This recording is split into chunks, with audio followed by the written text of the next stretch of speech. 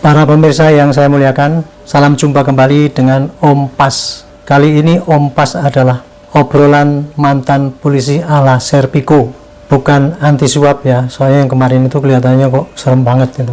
Serpico adalah polisi legendaris yang baik pekerjanya dan jujur. Oleh karena itu, Om Pas kali ini adalah obrolan mantan polisi ala Serpico. Baik, kita pagi ini akan membahas mengenai Ibu Putri yang sudah menjadi tersangka dan sudah diharapkan oleh orang banyak, tapi kalau sampai sekarang kok masih tidak ditahan, dan beritanya viral kemana-mana ya, di televisi tiap hari membicarakan itu, di radio juga, di medsos juga. Maka kali ini Om Pas juga ingin ikut ngobrol di situ. Ibu Putri kita tahu ya, selama ini dulu ketika belum ditentukan jadi tersangka, diperiksa pun sulit, diperiksa oleh LPSK maupun oleh Komnas HAM.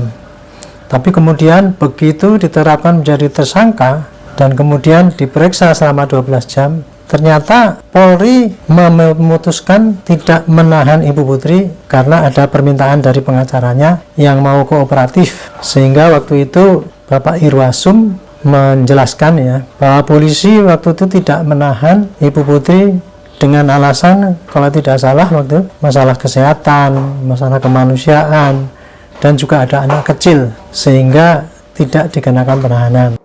Penyidik masih mempertimbangkan, pertama alasan kesehatan, yang kedua kemanusiaan, yang ketiga masih memiliki balita. Jadi itu. Di samping itu, penyidik juga telah melaksanakan pencekalan terhadap Ibu BC, dan pengacara menyanggupi untuk Ibu BC akan selalu kooperatif. Jadi itu pertimbangan, dan ada wajib lapor.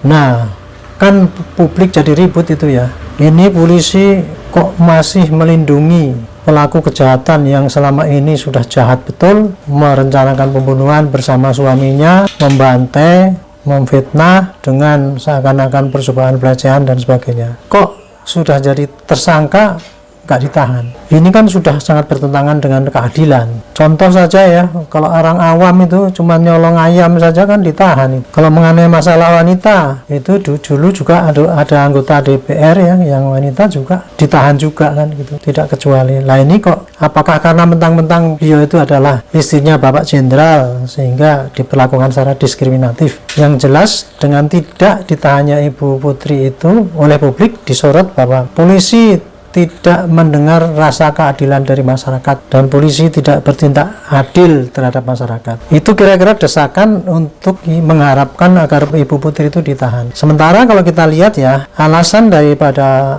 polisi untuk menahan itu, kalau menurut undang-undang ya, itu kan di dalam pasal 21 itu KUHP, itu kan mengatur mengenai syarat-syarat penyidik untuk melakukan penahanan. Itu syaratnya subjektif apabila penyidik mempertimbangkan ya, bahwa tersangka itu tidak melarikan diri, tidak mengulangi perbuatan, atau tidak menghilangkan barang bukti, atau tidak merusak barang bukti. Itu alasan subjektifnya. Tapi kalau objektifnya adalah apabila perbuatannya itu melanggar 5 tahun ke atas atau perbuatan-perbuatan yang tertentu. Nah ini kalau ditinjau dari aspek legal ya, ini Ibu Putri ini memang memenuhi syarat untuk dilakukan penahanan. Tetapi karena penyidik kemudian mempertimbangkan lain, yaitu dia mempunyai pendapat bahwa mungkin dikhawatirkan dia tidak akan melarikan diri, kemudian tidak akan mengulangi perbuatannya, tidak menghilangkan barang bukti, sehingga dia masih dibebaskan, tidak ditahan. Kemudian alasannya katanya kemanusiaan, kesehatan, dan kemudian karena ada anak kecil. Sebetulnya kalau didesak lagi, penyidik bisa ditanyakan itu, kenapa kalau memang alasannya itu kok nggak dikenakan tahanan kota atau tahanan rumah? Kan tahanan itu ada 3 ya, tahanan di rumah tahanan negara, yaitu masuk ke sel di polisi atau di LP yang statusnya sebagai tahanan, atau tahanan rumah, atau tahanan kota gitu. Tapi kemudian polisi hanya melakukan tindakan pencekalan kepada yang bersangkutan kan gitu. Itulah kira-kira ya, sehingga terjadi sekarang tarik ulur, saling tuduh-menuduh. Di satu sisi polisi merasa benar karena secara legal dia tidak melanggar aturan, dia sesuai dengan aturan penyidikan, bahwa dia kepentingannya juga menahan itu untuk mengusut masalah ini, pembunuhan yang direncanakan yang dengan tersangkanya Ibu Putri dan Bapak Sambo serta dibantu ajudannya dan sebagainya itu. Sementara di lain sisi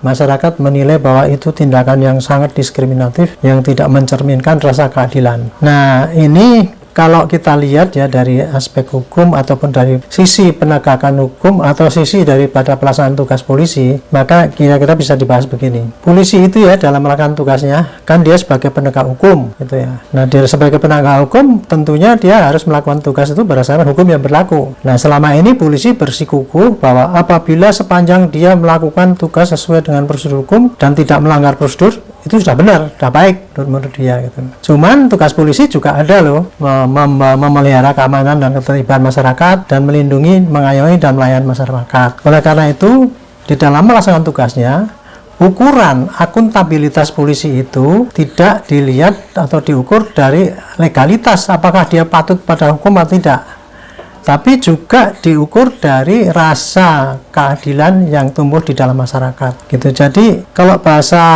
umumnya itu polisi itu legalitasnya bagus, ya itu bagus kerja. Tapi apakah dia diakui kebenarannya oleh masyarakat atau tidak? Apakah dia legitimate atau tidak? Itu persoalan yang kedua yang mestinya itu juga diperhitungkan oleh polisi gitu. Seorang polisi ya bisa saja bekerja secara legal benar, contohnya saja gitu. Dia melihat satu mobil berpenumpang penuh gitu, bis kota kalau zaman dulu ya tuh. Tapi polisi membiarkan saja kan itu kan, karena itu melanggar hukum. Cuman kalau apabila dia cegat, dia stop, diturunkan penumpangnya, kan jadi itu dianggap itu polisi nggak ngerti kebutuhan masyarakat kan. Nah, jadi pembiaran polisi untuk tidak menindak bis kota yang melebihi penumpang itu memang tidak cocok dengan legalitas, tapi dia legitimate karena diakui kebenarannya oleh masyarakat. Ya sama juga dengan ini, masalah penahanan ini. Dia tidak menahan Ibu Putri itu, ya memang legal, nggak ada salahnya, hukum nggak ada yang dilarang, tidak ada prosedur yang dilanggar. Cuman dari aspek legitimate yaitu polisi pasti dianggap kurang baik gitu. Nah, padahal dalam kasus Pak Sambo ini pokok permasalahannya kan bukan hanya karena kok ada seorang anggota polisi yang jenderal, lambangnya kedisiplinan, lambangnya penegakan hukum, kok malah berbuat melanggar hukum, berbuat seperti monster itu. Waduh, jadi sehingga kan menjatuhkan citra polisi. Jadi kepercayaan masyarakat pada polisi sangat jatuh tuh, drop gitu. Nah, mestinya dalam kondisi yang seperti ini polisi itu memperhatikan bagaimana cara memulihkan kan rasa kepercayaan masyarakat. Ya memulihkan rasa kepercayaan masyarakat itu paling tidak harusnya juga ngemong ya gitu. Jadi itu apa yang diharapkan oleh masyarakat itulah yang dituruti juga gitu. Bukan hanya terpaku kepada pokoknya saya tidak melanggar hukum sudah benar. Dalam kondisi yang sekarang ini di mana polisi membutuhkan pengembalian kepercayaan masyarakat, maka suara daripada rakyat itu harus diperhatikan kira-kira gitu. Nah, dengan kata lain kalau dalam masalah penahanan ini dengan tidak ditahannya Ibu Putri itu tidak melanggar hukum polisinya sih. Cuman itu tindakan itu cukup merugikan polisi sendiri. Karena di tengah dia tadinya sudah agak baik ya itu dengan penetapan Baradae, kemudian Bapak Sambo dan kemudian Ibu Putri ditetapkan sebagai tersangka dan berkasnya sudah dikirim ke kejaksaan, itu sudah lumayan, itu polisi sudah dinilai bagus. Oh ternyata polisi sekarang sudah menyadari kesalahannya, dia sudah mau mendeklar bahwa kesalahan yang dibikin dulu itu adalah oknum, tapi kemudian digeneralisir pada polisi semua. Sekarang polisi sudah transparan, bekerja dengan baik, lurus menegakkan hukum yang berlaku, siapa yang salah ditindak dengan tegas, tidak pilih-pilih gitu. Cuman sayangnya kok kemudian inilah disertai dengan tindakan yang kira-kira diharapkan oleh masyarakat, tapi kok tidak diperhatikan itu. Yaitu contohnya tuntutan untuk menahan Ibu Putri itu. Memang ya sebagai mantan polisi, saya punya pengalaman ya, biasanya polisi itu tidak mau didikte oleh tuntutan masyarakat. Gitu. Ada doktrin yang mengatakan bahwa polisi harus bertindak sesuai dengan hukum yang berlaku, jangan tunduk pada tekanan masyarakat. Cuman kalau dalam kaitan ini saya pikir ya itu bukan tekanan masyarakat, tapi itu adalah tekanan tuntutan untuk menegakkan rasa keadilan yang berlaku di dalam masyarakat. Kira-kira itu yang mencuat gitu, sehingga ini patut diperhitungkan juga oleh polisi gitu. Jadi singkatnya begitu ya, menghadapi gonjang-ganjing mengenai Ibu Putri yang tidak ditahan ini, yang terus berkembang di mana-mana, dianggap sebagai polisi kok sekarang kok masih kurang melihat ya apa yang diharapkan oleh masyarakat supaya polisi dipercaya oleh masyarakat itu. Tetapi sekarang polisi kelihatannya masih berkutat kepada penyelesaian tugas dari satu sisi, yaitu penegakan hukum dengan cara hukum yang berlaku, dan sepanjang itu tidak melanggar aturan hukum maka itu dianggap sudah benar dan akuntabel. Padahal dalam posisi sekarang ini, selain polisi itu diukur dari kemampuan menyelesaikan perkaranya dengan fair, dengan profesional, dengan jujur, dengan adil, tapi juga dia dinilai seberapa jauh pandangan polisi kepada menegakkan rasa keadilan yang diharapkan oleh masyarakat. Mudah-mudahan dengan adanya tuntutan banyak ini, polisi juga mempertimbangkan ya langkah-langkah selanjutnya agar pemulihan nama baik polisi itu masih bisa jalan, dan polisi juga bisa merubah cara-cara yang kira-kira merugikan dia untuk mengembalikan nama baik polisi, yaitu kepercayaan rakyat kepada polisi, dengan menunjukkan bahwa polisi bertindak sekarang ini betul-betul wise, betul-betul mempertimbangkan apa yang dikehendaki oleh masyarakat luas. Jadi bukan menuruti tuntutan sepihak yang kira-kira tuntutan sepihak itu tidak masuk akal ataupun hanya untuk kepentingan diri sendiri. Tapi dalam hal ini, dalam kasus ini tampaknya ya tuntutan untuk menegakkan rasa keadilan itu wajar, bisa dimaklumi ya, karena itu dari masyarakat banyak, sehingga ini perlu diperhitungkan oleh polisi. Saya kira itu ya mengenai penjelasan gonjang-ganjing mengenai masalah penahanan Ibu Putri.